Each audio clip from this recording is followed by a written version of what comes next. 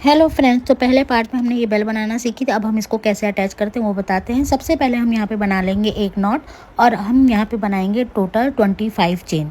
25 chain बनाने के बाद हमें ये दो बेल को इसमें अटैच करना है।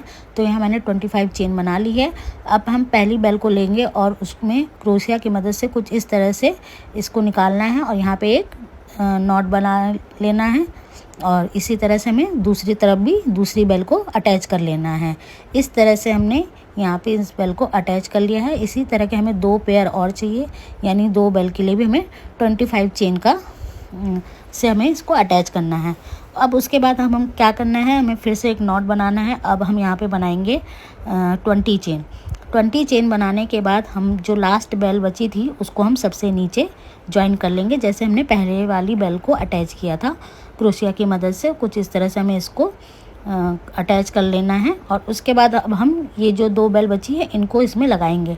तो कुछ इस तरह से यहाँ पे हमें इसको बीच में रखना है और यहाँ से हमें फिर से चेन बनाते हुए जाना है। तो यहाँ हमें टोटल 15 चेन बनानी है।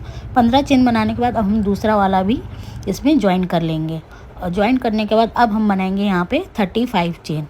35 चेन बनाने के बाद हम लास्ट में आकर के इसको स्लिप स्टिच कर देंगे। तो ये हमारा हैंगिंग का काम करेगा। तो यहाँ पे मैं इस तरह से इसको स्लिप स्टिच कर दूँगी और जो धागा बचेगा उसको आप निडल की मदद से हाइड कर दीजिएगा। उसके बाद अब हम बनाएंगे यहाँ पे इसकी लीफ। तो लीफ बनाने के लिए हमें यहाँ पे लेना होगा हमें यहाँ पे लेना होगा इसके लिए 17 चेन। 17 चेन लेनी है हमें। पहले नॉट बना लेना है और उसके बाद हमें लेनी है यहाँ पे 17 चेन।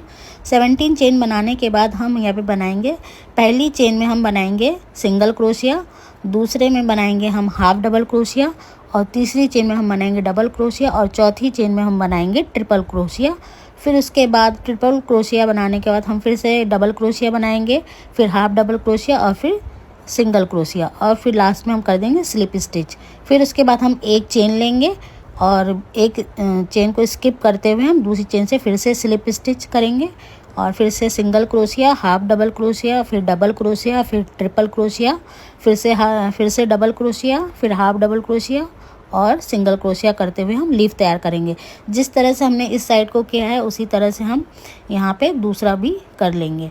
उसके बाद हम ऊपर को स्लिप स्टिच करते हुए एक चेन लेंगे और सिंगल क्रोशिया करते हुए पूरे राउंड को कंप्लीट करेंगे। तो ये हमारी लीफ तैयार हो जाएगी। फिर हमें कुछ इस तरह से इसको यहाँ पे अटैच कर लेना है। तो देखिए ये आपका बहुत ही प्यारा सा बैक चार्म तैयार है। और अगर आपको मेरी वीडियो अच्छी लगती है तो प्लीज़ लाइक करना ना भूलेगा। तो ये आप मल्टी कलर में भी बना सकते हैं। मिलते हैं नेक्स्ट वीडियो में, तब तक के लिए बाय।